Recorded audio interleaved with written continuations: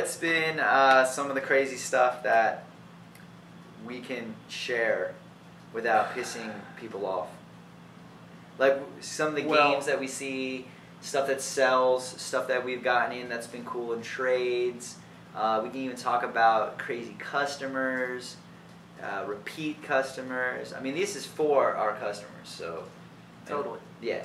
Well, let me start by saying that every single customer that comes into the store, we're just fortunate to have them in here. Yes. So if we say something about a certain customer, it's not that. Yeah. It's just we do see some interesting characters in the store. But yeah, I mean, the best part of owning the store has been, you know, sure, the customers that you get that become your regulars, that, you know, kind of become your friends, and then which is tough because it at the is same tough time, because sometimes they get comfortable. They get too comfortable, and especially when they're coming in and they're selling you stuff, and they're expecting bro prices, but they forget the fact that we have to have a legitimate business. We've got families. You have 2 kids and a wife. I have a daughter, no wife. But I mean, we have bills. We have to. I mean, we're not Craigslist. We're not OfferUp. We have to pay thousands of dollars a month to even have a store for people to come to. So we can't give you, I mean, exactly what you're asking for, unless it's something crazy and like we desperately need it. But yeah, we do run into that. And there's been kind of sometimes a dilemma with people coming in, feeling too comfortable, and expecting every single time to get like, because we give, I think we give shit, man. We give good fucking deals on trades. We definitely have. And see, and I've had more experience in this with you because I've traded stuff into stores, and I would take in like a stack full of like Sega Genesis, like complete games, and I'm not talking like shitty games, and get offered like $15 for it. Yeah. When I know that retail, it's probably like a little over $100. I mean, I understand the game, you know, like you got to make money, and Sega Genesis is not the hottest like game system to collect for. It's not nowhere. Not yet. Near. What's a game that you've seen coming? Like, what's the best game that you've seen coming where you were just like, shit, I gotta pick that up. Because there's times when I'm not in the store. There's times when you're not in the store. It works better when we're both here because there's just like a synergy. Yeah. But what's been the like? Okay, let me ask you this question, then you can ask me something. Game that you knew you had to get, and game that when you sold it, you were kind of like, it's hard to sell that game. Because this shit all came from our collection. Yeah. So, I mean, game that I knew I had to get, the only game I can really remember that I really, really, really wanted was Bomberman Second Attack. When that guy brought in Bomberman Second Attack, he asked what we'd pay him for it. We made him, I thought it was like a if you're watching, good you know who deal you are. that we made this guy. I mean, obviously, we can't pay people what they can get for stuff retail. Right. Because then how do we make money on it? But we made this guy a really good deal. And he actually didn't take it. He didn't take it. Went he said to another game store. To another game store. Which we're not I gonna didn't want say him the to name. leave the store. I said to this person, I don't want you to walk out of here without selling me that game. But I feel like whatever I would have offered him, he would have wanted to see what he could get elsewhere. Because he does that pretty often. Which is cool. This particular guy does And he comes in every week. Almost every week. Yeah, we see him a lot. Yeah. Awesome. That's the only time. I mean, there have been other times where I've been like, I need to have this game. I need to have this game. Fucking deals, he finds good. He finds good stuff. Yeah, Turtles in Times for $2. $2. It's awesome. Bomberman Second Attack. He said he even got for $2. That's awesome.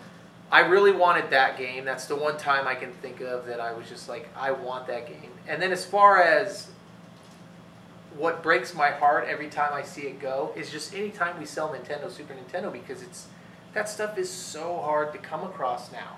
It's not like it was 2 years ago when you could go on Craigslist and there were basically people saying, come take this crap out of my garage. Yeah. Everybody knows now that there is a huge collector's market for this stuff, and it's so easy to look up what it's worth. Right. And charge that, and then people pay it But basically, yeah, anytime we sell anything from Nintendo, Super Nintendo, it's like, well, we might never see this game again.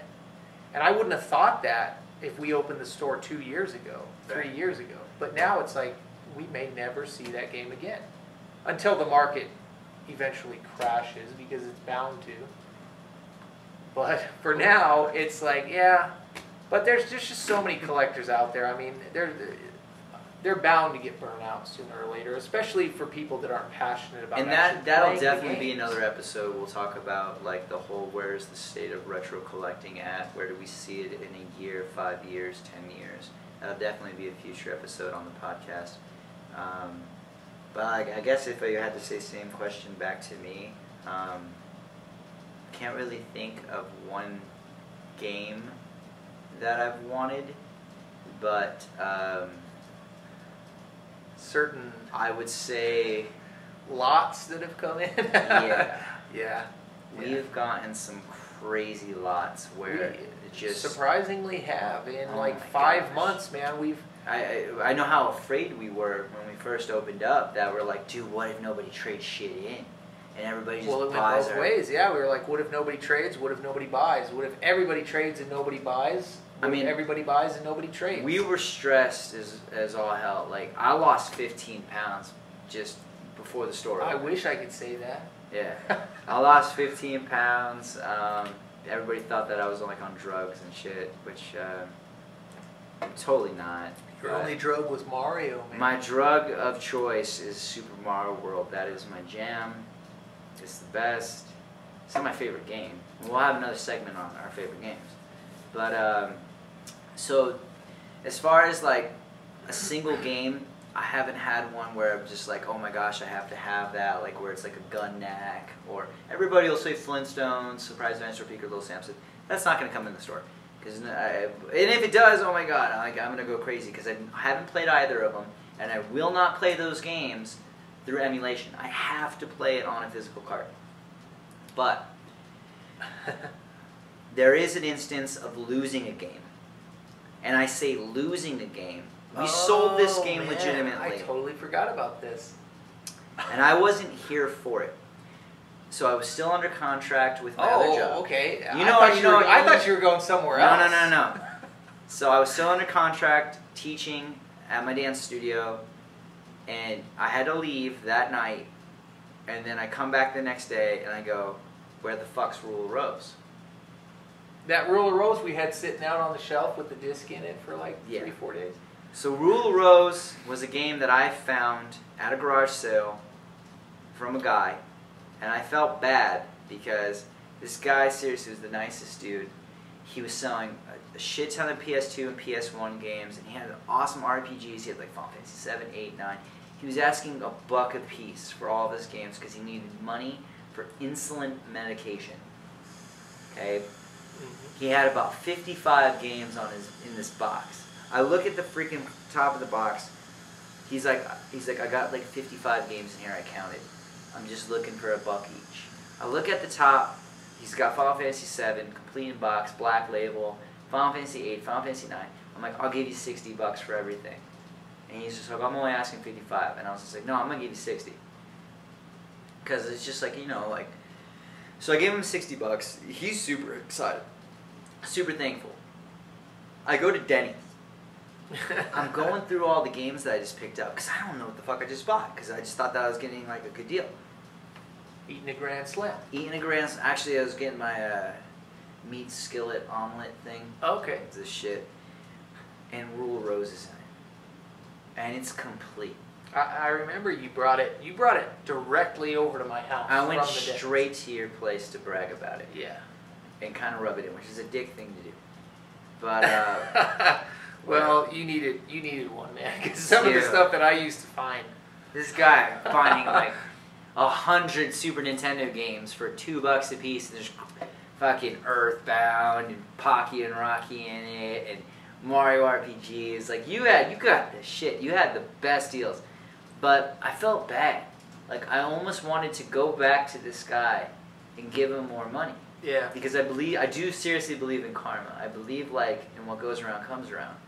And I never did get to go back to the guy and like just thank him because I seriously should have like went back and given him $40 or something like that. But I basically bought Rule of Rose for under $1.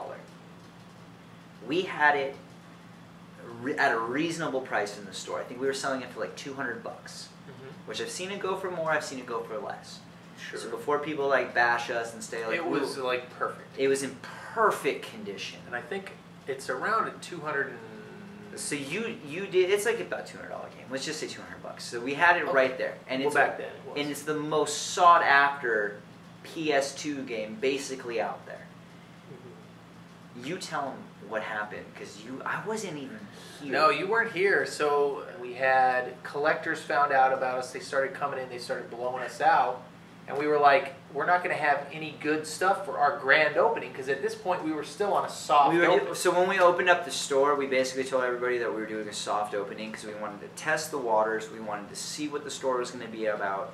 We wanted to get and then we wanted to have like a big extravaganza for our grand which opening. we did, and it was great. It's fantastic. But we were on our soft opening. We were like, well, we want to have some stuff for the grand opening, and so we pulled a lot of stuff. And some of that stuff we still have. Right.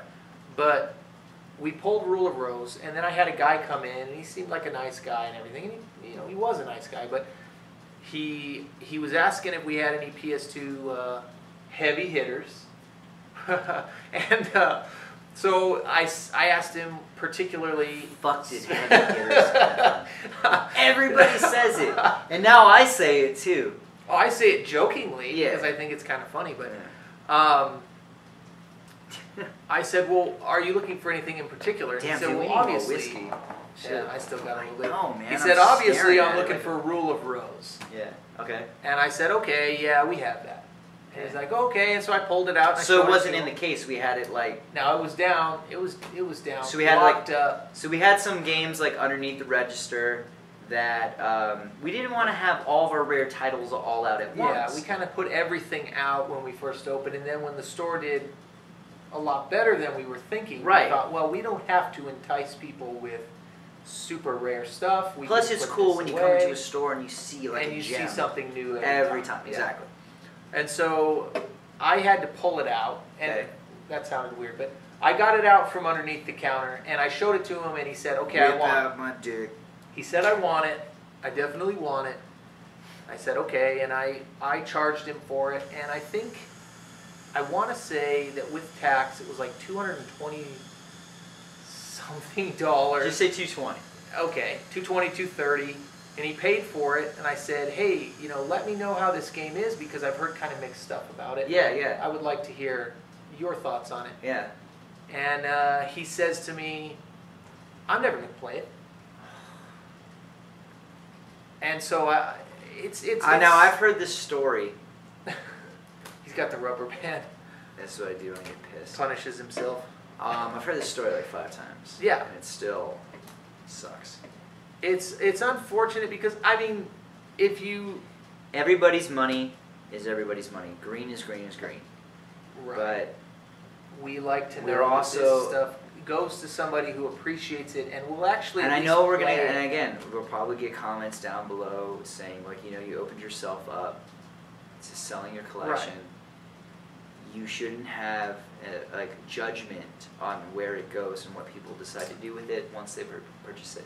It's and true. that's true. And I don't personally. I mean, And that guy said that, and I and- found it strange. And we but set a it- price, and we knew that the stuff was going to sell eventually, but you do die a little bit.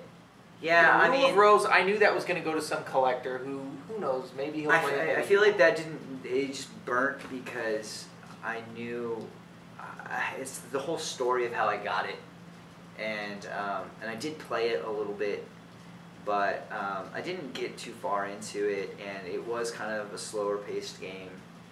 But I had watched a couple reviews on it too, just to get some more information on the game.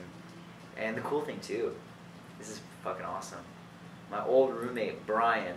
The thing is that my buddy Brian just found Rule of Rose at like a St. Vincent de Paul, which is like a Goodwill. Exact same as me. He paid $1 for it. He found it on the shelf for $2, but it was Yeah. half off day, so you got it for $1. So Brian, awesome find. It's good to know that we are Rule of Rose $1 brothers. But yeah, so And it's cool to hear about that stuff. it's awesome. I mean, like, now being in a retail store, we do get a lot of resellers. Oh yeah.